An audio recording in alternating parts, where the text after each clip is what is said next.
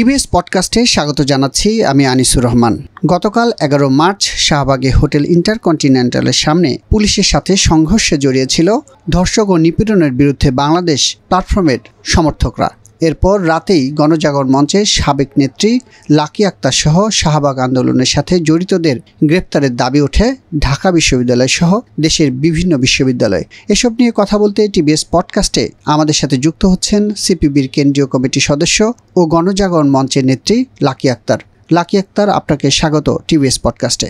গতকালকে শাহবাগে একটা সংঘর্ষ, আইন শৃঙ্খলা বাহিনীর সাথে আন্দোলনকারীদের একটা সংঘর্ষ হয়েছে। এই সংঘর্ষ নিয়ে আপনার একটু বক্তব্যটা শুনতে চাই, আসলে কি হয়েছিল গতকাল? সেখানে নিপীড়নের বিরুদ্ধে বাংলাদেশ একটা প্ল্যাটফর্ম, তারা দীর্ঘদিন ধরেই লড়াইটা চালিয়ে যাচ্ছিল এবং তারা সেখানে গতকাল একটা শান্তিপূর্ণ স্মারকলিপি প্রদান করতে যায় এবং পরবর্তী সময় আমরা দেখি পুলিশের আক্রমণের শিকার হয় তারা, এবং এইটাই আমরা জেনেছি আর কি যে তারা আক্রমণের শিকার হয়েছেন। এই সংঘর্ষের সাথে আপনার কোনো সম্পৃক্ততা আছে? প্রথমত এই প্ল্যাটফর্মের সাথে আমার ওইভাবে কোনো সম্পৃক্ততা নাই, তবে তাদের লড়াইয়ের সাথে আমার সংহতি আছে আর কি।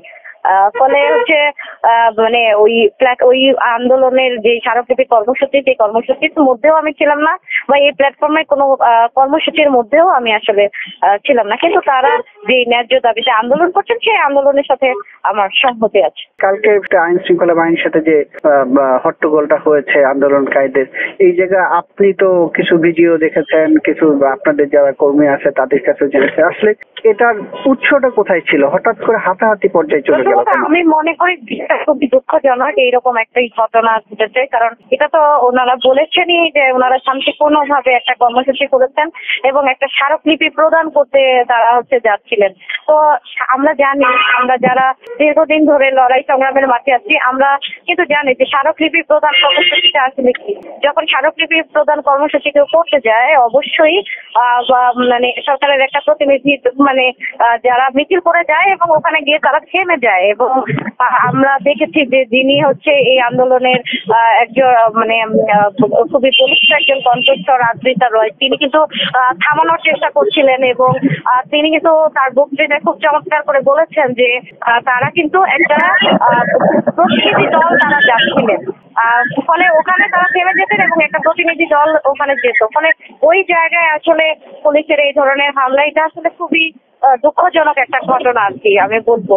আচ্ছা, এখন এই যে 13 সালে শাহবাগের আন্দোলন নিয়ে অনেক ধরনের অভিযোগ হচ্ছে, বলা হচ্ছে যে আপনাদের এই আন্দোলনের কারণে গত যে ফ্যাসিস্ট সরকার ছিল তারা টিকে গেছে, তাদের ক্ষমতাটা দীর্ঘায়িত হয়েছিল।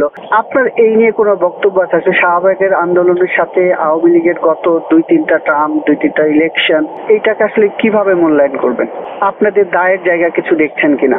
প্রথমত শাহবাগ ছিল একটা বিচারের জন্য আন্দোলন, সেই আন্দোলনের সাথে আমরা যুক্ত হয়েছিল, সেখানে আমরা কোনো একক সত্তা ছিলাম না। শাহবাগ একটা বহু বাংলাদেশের বিভিন্ন রাজনৈতিক দল, সামাজিক সাংস্কৃতিক সকল সংগঠন এবং সাধারণ মানুষ যারা বিচারের জন্য দাবি করেছিল তারা সেখানে রাস্তায় এসেছিলেন, এবং খুব সংখ্যাত কারণে এখানে যারা যে সংগঠনগুলো ছিলেন তাদের কিন্তু আলাদা আলাদা চিন্তা ভাবনা আছে, রাজনৈতিক দর্শন আছে, এবং আমরা যারা শাহবাগ আন্দোলনের সাথেও ছিলাম, কিন্তু ধরেন আমি তো একটা ছাত্র সংগঠনের দায়িত্ব পালন করেছি, আমি ছাত্র ইউনিয়নের সভাপতি ছিলাম, সাধারণ সম্পাদক ছিলাম, এবং আমি বাংলাদেশের কমিউনিস্ট পার্টিরও একজন সদস্য, এবং আমাদের পার্টিও কিন্তু আমরা কিন্তু যে 2018 যে ইলেকশন, সেই ইলেকশন গুলো কিন্তু আমরা বয়কট করেছি। 14 ইলেকশন আমরা বয়কট করেছি, এবং পরবর্তী যে ইলেকশনটা এসেছে সেটাও আমরা কিন্তু বয়কট করেছি।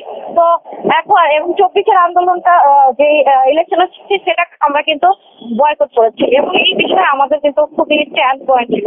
কিন্তু শাহবাগে তো নানান ধরনের নানান সংগঠনের সেখানে আসলে যুক্ত ছিল এবং তাদের আলাদা আলাদা ভূমিকা, ফলে প্রত্যেক শাহবাগে যারা যুক্ত হয়েছে এবং যুক্ত ছিলেন প্রত্যেক সংগঠনগত ভাবে তাদের আলাদা আলাদা ভাবে আসলে মূল্যায়ন করতে হবে আর কি, এবং তাদের আলাদা ভাবেই সেটাকে মূল্যায়ন করতে হবে। ফলে এক ধরনের ঢালাও প্রোপাগান্ডা তো আমরা আসলে শাহবাগ আন্দোলনের সাথে যারা সম্পৃক্ত তাদের বিরুদ্ধে আমরা করতে দেখেছি। এইটাকে আমি মনে করি না যে এটা আসলে সঠিক, এটাকে আমি মনে করি না আর কি। আপনাকে অনেক একটা বড় অংশ দায় দেওয়া হচ্ছে যে আপনি সেই আন্দোলন আন্দোলনের মাধ্যমে ফেসিবাদ যে প্রতিষ্ঠা হয়েছে তার পেছনে আপনাদের ভূমিকা, মানে শীর্ষস্থানীয় কয়েকজনের মধ্যে আপনার ভূমিকাকে মানে তুলে ধরা হচ্ছে। আপনি এটা নিয়ে কোনো বক্তব্য দিতে চান কিনা? শাহবাগের বিচারের দাবিতে সমবেত হয়েছিলাম, যে দাবি নিয়ে আমি সেখানে সমবেত হয়েছিলাম। আজকে এক যুগ পরেও আমি কিন্তু সেই জায়গা থেকে এক কিলো আমি সরিনি আর কি। প্রথমত হচ্ছে যে আমি পরিষ্কার ভাবেই বলতে চাই যে আমরা একটা দাবি করেছিলাম, সেই দাবি নিশ্চয়ই আমরা সেইখানকার যারা, মানে এটা তো কোনো সরকার পতনের আন্দোলন ছিল না, এবং আমরা সেটার কিন্তু একটা খুবই সুনির্দিষ্ট ছিল যে আমরা যুদ্ধাপরাধের বিচারের বাইরে আমরা কিন্তু মুখ করবো না, এবং আমরা শুধু এই একটা বিষয়ে ফোকাস রাখতে চেয়েছিলাম। এবং সেইখানে সেই লড়াইটা আমরা লড়তে চেয়েছিলাম, এবং সেই লড়াইটা লড়তে গিয়ে অহেতুক ভাবে আমাদের উপর ঢালাও নানান ধরনের স্টিগমাটাইজ করা হয়েছিল, আস্তিক নাস্তিকের বিভেদ আনা হয়েছিল, আমাদেরকে ঢালাও ভাবে ডিহিউম্যানাইজ করা হয়েছিল, এবং আমাদের বিরুদ্ধে প্রচন্ড পরিমাণ সাইবার বুলিং থেকে শুরু করে সমস্ত কিছু অব্যাহত রাখা হয়েছিল, যেটা এখনো পর্যন্ত আমরা সেটার ভুক্তভোগী আর কি। তো আসলে আমরা তো শাহবাগের সেই সময়টা বা 2013 তো আমাদের রাজনীতি শুরু বা শেষ না আর কি। 2013 আগে আমরা ক্যাম্পাসে আন্দোলন করেছি, ছাত্রলীগের বিরুদ্ধে আমাদের লড়াই সংগ্রাম অব্যাহত রাখতে হয়েছে। 2014-13 পরবর্তী সময়কালেও আমাদেরকে কিন্তু লড়াই করতে হয়েছে, এবং এই যে ধর্ষণ বিরুদ্ধে আমরা তনু হত্যার বিরুদ্ধে আমরা কিন্তু দুর্বার গণ আন্দোলন করে তুলেছিলাম, নুসরাত হত্যার আন্দোলন, এবং আমরা বাংলাদেশের সকল গণতন্ত্রের জন্য যে লড়াই, সেই লড়াই তো আমি একটা সামনের সারিতে আমি হচ্ছে লড়াই সেই এখানে যুক্ত ছিলাম। ফলে এই ধরনের অভিযোগ আসলে যারা হচ্ছে, আমি মনে করি যে আমার হয়তো যারা বিপক্ষ প্রতিপক্ষ তারা হয়তো একত্রে থাকেন এবং ঢালাও ভাবে একটা নতুন ডিসকোর্স হচ্ছে হয়তো সামনে আনার চেষ্টা করেন, যেটা আমি মনে করি যে আসলে সঠিক নয়। আপনার গ্রেফতারের জন্য ঢাকা ভার্সিটি থেকে গতকাল রাতে এবং আজকেও বেশ কিছু জায়গায় আন্দোলন হয়েছে, এই বিষয়টাকে কিভাবে দেখছেন? আমি পরিষ্কার ভাবেই জানতে চাই যে আমি এই আমরা গণ অভ্যুত্থানটা করেছিলাম কি একটা, আমরা মনে করেছি যে একটা এই যে বৈষম্যের যে স্লোগানটা দেওয়া হয়েছিল, যে আমরা মনে করেছি যে এখানে থেকে বৈষম্যটা চলে যাবে, কিন্তু আমরা দেখেছি গত 7 মাসেও পরিস্থিতি, বিশেষ করে বাংলাদেশের সাধারণ মানুষের তার জানমালের নিরাপত্তা নাই, এবং আমরা মনে করতেছি যে এখানে মব সন্ত্রাস থেকে শুরু করে এইসব বিষয়গুলো কিন্তু অব্যাহত আছে। ফলে যারা মনে করছেন যে হচ্ছে আমি হচ্ছে অপরাধী, তারা মনে করতে পারেন এটা তাদের গণতান্ত্রিক নিশ্চয়ই অধিকার, তারা সেই দাবি দেশকেও তার দাবি দেওয়া উত্থাপন করতে পারেন, এবং সেটা যে প্রচলিত বিচারের মাধ্যমে সেটা আমাকে কেউ সাজা দিতে চায়, সে আইন যদি মনে করে যে আমি অপরাধী, একটা বিচারের দাবি করার জন্য, আমি একটা ন্যায়সঙ্গত দাবি করার জন্য যদি আমি অপরাধী হয়ে থাকি, আমি নিশ্চিতভাবে আমি সেই দায় মাথা পেতে নিব, এবং আমি সাহসিকতার সাথে সেটা লড়বো। এটা নিয়ে আমি বিন্দুমাত্র বিচলিত নই, এবং আমি পরিষ্কারভাবেই মনে করি যে আমরা জুলাইয়ের আগেও লড়েছি, জুলাইও লড়েছি, জুলাইয়ের পরেও আমাদের লড়াই অব্যাহত থাকবে, এটাই আমাদের বক্তব্য, এটা আমাদের পরিষ্কার বক্তব্য। গতকালকের বিষয়কে ধরে হচ্ছে আপনাকে গ্রেফতারের কথা বলা হচ্ছে। আপনি বলছিলেন যে গতকালকে এই আন্দোলনের সাথে আপনার আসলে সম্পৃক্ততা ছিল না, বাট মৌন সম্মতি ছিল। আমরা গতকালকে একটা প্রোগ্রাম করেছিলাম, গতকালকে আমরা আমাদের একটা মশাল মিছিল করেছিলাম, আমাদের সিপিবির বিভিন্ন গণ সংগঠনের সাথে নিয়ে আমরা একটা মশাল মিছিলের ডাক দিয়েছিলাম, যেটা আমরা কয়েকদিন আগেই ডাক দিয়েছিলাম, এবং সেই মশাল মিছিল আমরা করেছি, এবং আমরা মশাল মিছিল থেকে আমরা পরবর্তী কর্মসূচিও ঘোষণা করেছি।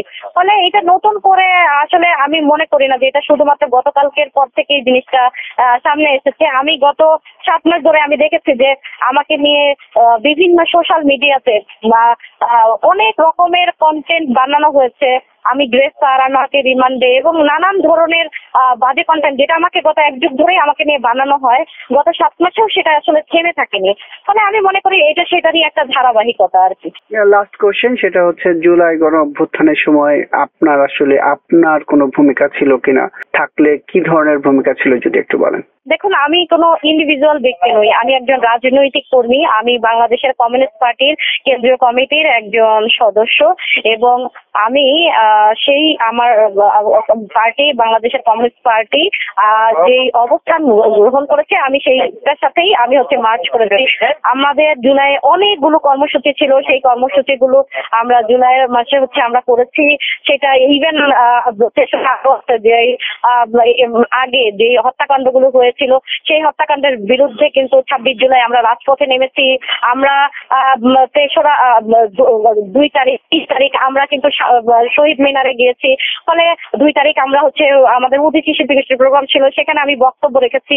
ধ্রুবযাত্রার প্রোগ্রাম ছিল, সেখানে আমি অংশগ্রহণ করেছি। 3রা আগস্ট সেখানে যে শহীদ মিনারে যে কর্মসূচি হয় সেই কর্মসূচিতে আমরা সিপিবি পুরো মিছিল করে সেখানে গিয়ে অবস্থান করেছি।